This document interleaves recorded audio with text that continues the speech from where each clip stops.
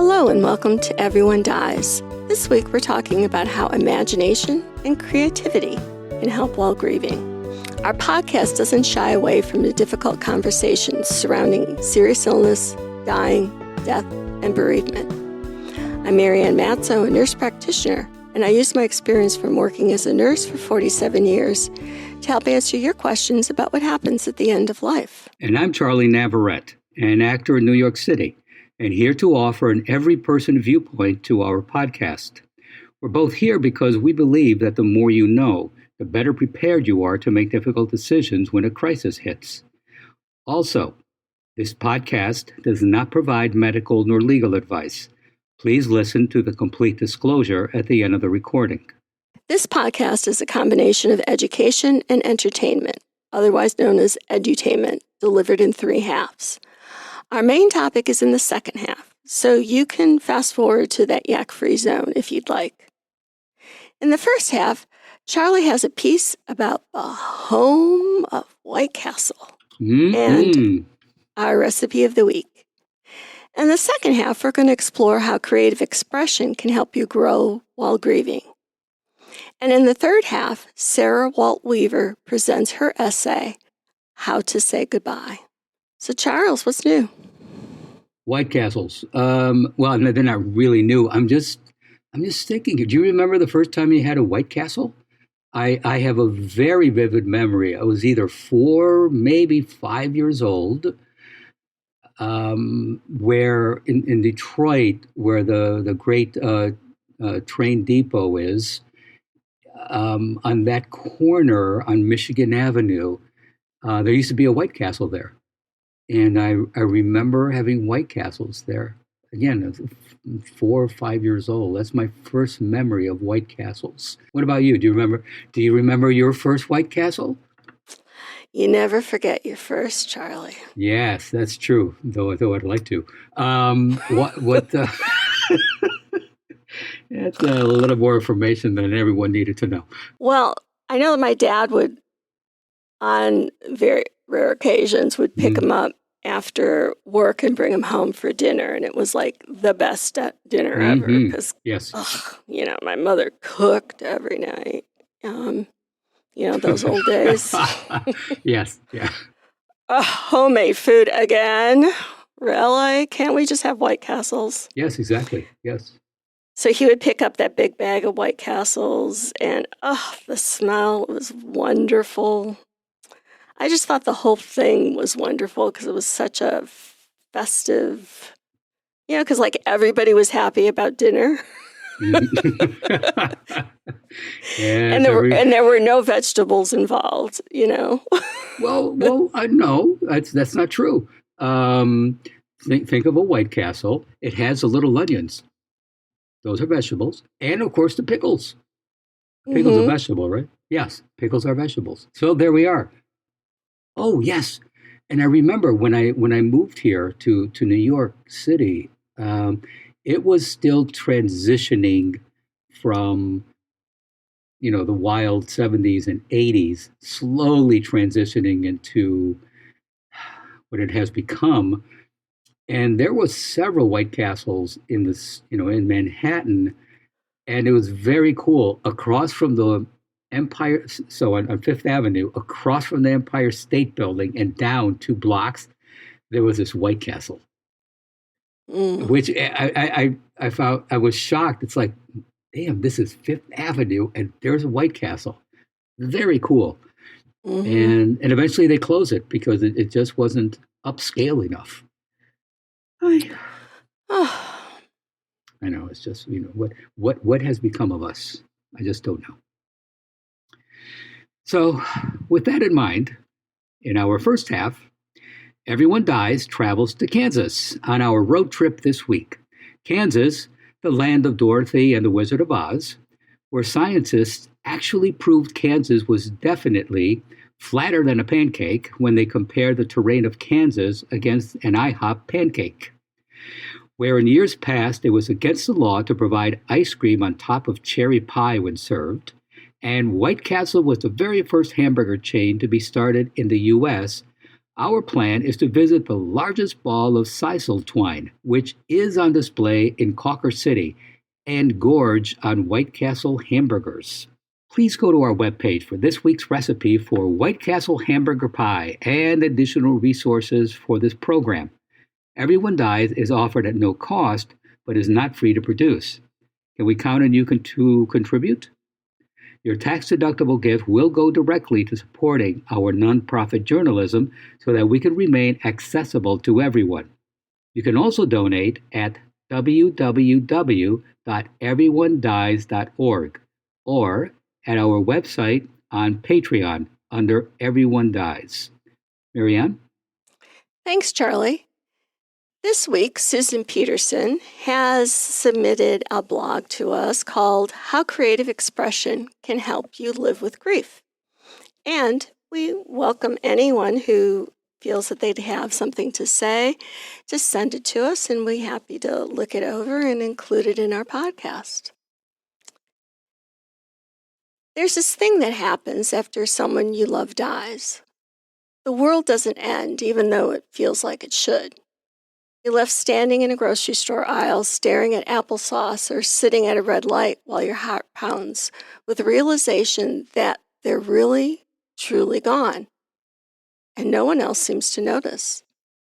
And in those moments, when your grief feels too big to carry and too invisible to speak aloud, there's something quietly revolutionary about picking up a pen, a paintbrush, a guitar, or a pair of scissors and trying to make something.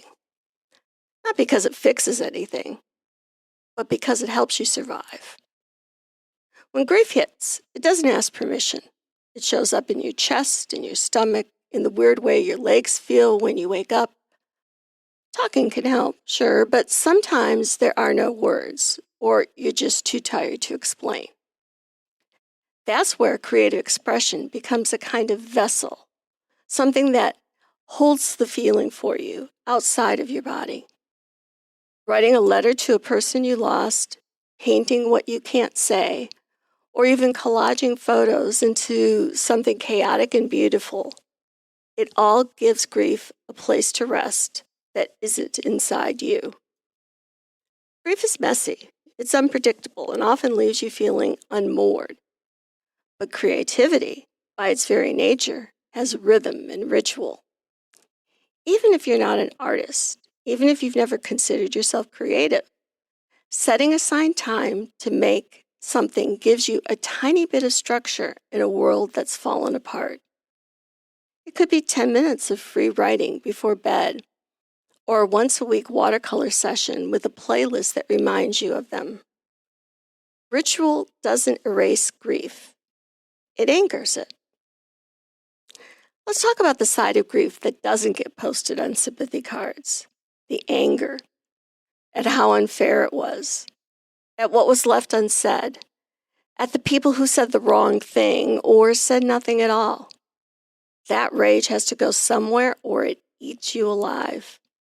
Creative outlets give you a way to scream without scaring the neighbors. Write a jagged poem, smash plates and turn the shards into mosaic. Let the ugly out so it doesn't rot inside of you. When your grief feels too tangled for words, digital tools can offer a different kind of release, one that's visual, intuitive, and deeply personal. Platforms that let you sketch, animate, or design can become safe places to translate what's inside your chest into something outside your body. If you're not sure where to start, use an AI art generator to turn raw emotion into visual form. Try this to work through emotions using text-to-image capabilities. Type in a simple description to generate an image, then customize it with whatever style suits you. When you put your grief into art, whether it's a raw journal entry or a charcoal sketch, you're not just expressing yourself. You're opening the door for connection. Someone out there might read your words or see your photo and think, "Me too." That moment of shared understanding, even if it's with a stranger, makes the world feel a little less lonely. You you start to realize that while your loss is uniquely yours, you're not alone in the losing. Grief changes you. That's not up for debate. But creativity can help you figure out who you're becoming on the other side of that loss. Sometimes you uncover things that you didn't know were inside you. Maybe a new passion, maybe a way of thinking, maybe a softness or a strength you didn't have before. Creativity doesn't just help you process the past. It lets you meet the person you are now in the aftermath. Grief can make you feel like the only thing that's left is pain. But creativity can shift the lens. Through storytelling, photography, songwriting, or any kind of expression, you get to preserve the love that existed, not just the moment it ended. A hand-stitched quilt made from your dad's old shirts isn't just fabric. It's a memory you can hold. A short film with no dialogue might carry the cadence of the way they spoke. You get to keep building that relationship, even if it looks different now. There's this weird cultural pressure to move on from grief, as if letting go of pain means you're also letting go of the person. But art reminds you that letting go doesn't have to mean forgetting. You can let go of the sharpest edges, the breathless panic, and still keep the essence of who they were stitched into your life. Creativity is one of the only places where loss and joy can exist in the same frame. And that's not just healing, that's honest. Grief doesn't follow rules. It doesn't show up clean or exit on a schedule. But if you let it, creative expression can be your companion in that in-between space where everything feels undone. It won't cure the pain, but it will give it shape. And in that shaping, in that small, brave act of making something when everything feels broken, you might just find a way forward that's stitched together with color, breath, and memory. Not a fix, but a beginning. Charlie, any thoughts? Yeah, many. Yeah, to your point, when Michael is my son, and he died. Well, he was killed about 5 years ago. I remember for me, without realizing it, because it happened during COVID, my way to express myself, to deal with my grief, was to sit in the sun. And I was house sitting at the time, this beautiful old, it was a former carriage house from the 1800s, which had massive windows. And I didn't realize I was just sitting there in the sunlight, just letting that sunlight, I don't know, soak me up. That's what it was for me. I didn't do much writing. I didn't have many thoughts, but that was it for me. But I do know several people who, as you were saying, just writing, and I encourage people to do this, even just 2 or 3 sentences, maybe like every day or every other day, and it, like what you were saying, Marianne, it doesn't need, you don't need to be, Picasso or William Butler Yeats. Just, maybe one day you write the word sucks. And then, I don't know, in a couple of days, you suddenly realize you love pecan pie. You're not sure why, but you love it. And that's the only thing you write for that day. It's just, yeah, just being able to express yourself. Yes, highly recommend it.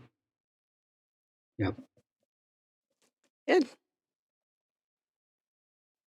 For our third half, we are pleased to welcome Sarah Walt Weaver from Adventures with Vra, who is presenting her essay, How to Say Goodbye. This is Sarah Walt Weaver. I'm recording this in a shared accommodation in Portugal, so please excuse any sounds of people walking or other background noises. This is my essay, How to Say Goodbye. My sister Melissa died over a decade ago in a plane crash. She was 23 when she died. I was 21. After Melissa died, I began writing a webcomic called Adventures with Vra. One of the first comics I wrote depicts a conversation with a friend. We were discussing the death of my friend's cousin. She died in the hospital, my friend said. I was holding her hand. I remember thinking to myself, that is extremely sad, yet I am extremely jealous of you.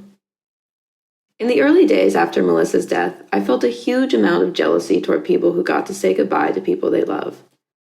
I had wanted to hold my sister, protect her body, tell her it was going to be okay, even though that makes no sense. Melissa died thousands of miles away from me. I never saw her body. I couldn't say goodbye. Before Melissa died, she adopted a cat named Snibbles. Snibbles lived with Melissa for around 3 years, then with my parents for the next 15. We put Snibbles down a few months ago. Snibbles had been near the end for a while. She weighed 3 pounds. She stopped eating, including her favorite snack, whipped cream. Snibbles wouldn't take her kidney or thyroid medication. She was often agitated and confused. In between these weak moments, Snibbles would display sparks of determination, sticking her head under running water in the sink but never taking a drink, leaping toward the kitchen counter but missing the ledge. If she stuck the countertop landing, she beelined toward the kitchen knives. When I opened the freezer, she put her head in. When I loaded the dishwasher, she crawled in, hurrying to the back, willing me to close the door. I said to my husband, "The cat's looking for creative ways to kill herself." At the end of life, is the ability to scream and cry, to hold someone you love, a gift? Or is it just something that haunts you? With Snibbles, I watched her decline for years, then watched her die. I watched her get gray hair and cataracts. With my sister, it was boom, dead. Weirdly, is it a good thing that I never saw Melissa dying or dead? In writer and journalist Dina Gashman's memoir, So Sorry for Your Loss, she talks about helpful and unhelpful condolences. When someone old dies, Gashman suggests that the words, "they lived a long life," are unhelpful. I've used those words before. Logically, everything dies. It feels lucky, is lucky, to have a long life. As survivors, we find a way to feel gratitude for time together. We find gratitude for the life of the people and things we love. We endure, perhaps even accept, their absence. But as a person who loved a cat who enjoyed a long life, I can understand why the condolence may hurt. I don't feel grateful for Snibbles' long life right now. Right now, it feels intolerable to say goodbye. I really miss her. I wish she hadn't died. Right now, I'd much rather hear a funny story or talk about her fluffiness. The morning we went in to put Snibbles down, the vet sat us comfortably in a back room.